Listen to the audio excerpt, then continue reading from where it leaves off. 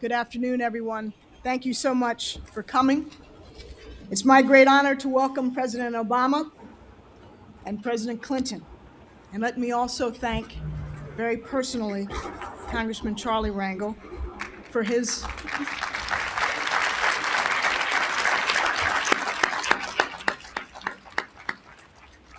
extraordinary leadership in getting this building named for Ron Brown. I'm also glad that we're joined today by Martha Johnson, the administrator of GSA, and this building's architects, Wathmey, Siegel and Associates, wanted to design an iconic tower that would become a landmark in New York City, and they have done a truly remarkable job. I want to pay particular tribute to this project's lead architect, Charles Wathmey, who died in 2009 at the age of 71. It's fitting that this building, in which we represent America to the world, is named in memory of a man who represented America so well. And I'm so moved to see the Brown family here today, especially Alma, Michael, Tracy, and their families. So let us begin the program today by asking the incomparable Patti LaBelle to sing our national anthem. Ms. LaBelle.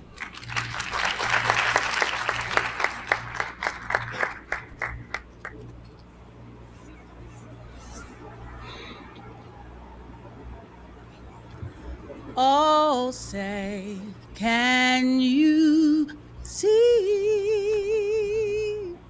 by the dawn's early light what so proudly we hailed at the twilight's last gleaming, whose broad stripes and bright stars through the perilous flight o'er the ramparts we watched were so gallantly streaming, and the rockets rattling, the bombs bursting in air, gave proof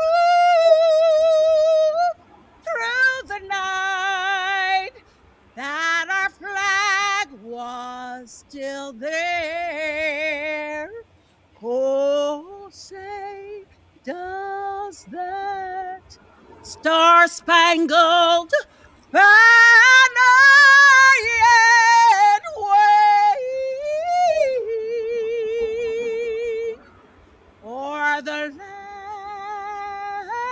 of the free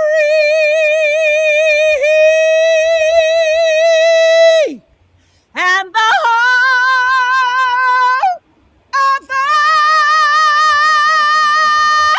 brave?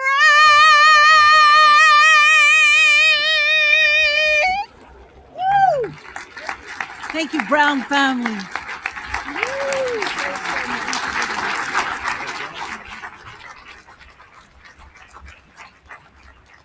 Thank you, Patti LaBelle.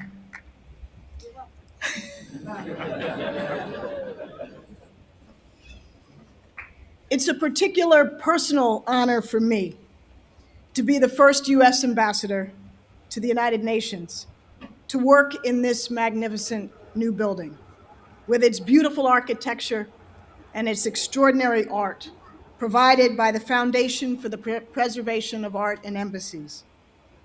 And the reason is because Ron Brown was very special to me. When I was 4, my family moved into a house that backed on the Brown family home. So I knew Secretary Brown well, and I grew up with Michael and Tracy. In fact, what very few basketball chops I have, I got playing on the basketball court in their backyard. I later had the great honor of serving with Ron Brown in the Clinton administration. I particularly admired the way he mentored an entire generation of young African-American policymakers. Secretary Brown made the Commerce Department an incubator for extraordinary talent, and we are honored to have so many of those colleagues here with us today. Secretary Brown was also great company. I'll never forget how much fun it was to travel with him to Africa in 1995. And I'll never forget the powerful reaction he engendered when he said, quote, "The United States will no longer concede African markets to traditional colonial powers." Secretary Brown was more than a great American Commerce Secretary. He was also a great diplomat, and he was an extraordinary role model. His life was cut far too short, but he lived more in his 54 years than most of us ever do. It's a wonderful testament to Ron Brown that we dedicate this magnificent building in his honor. Now it's my great pleasure to welcome Secretary Brown's dear friend and old boss, President Bill Clinton.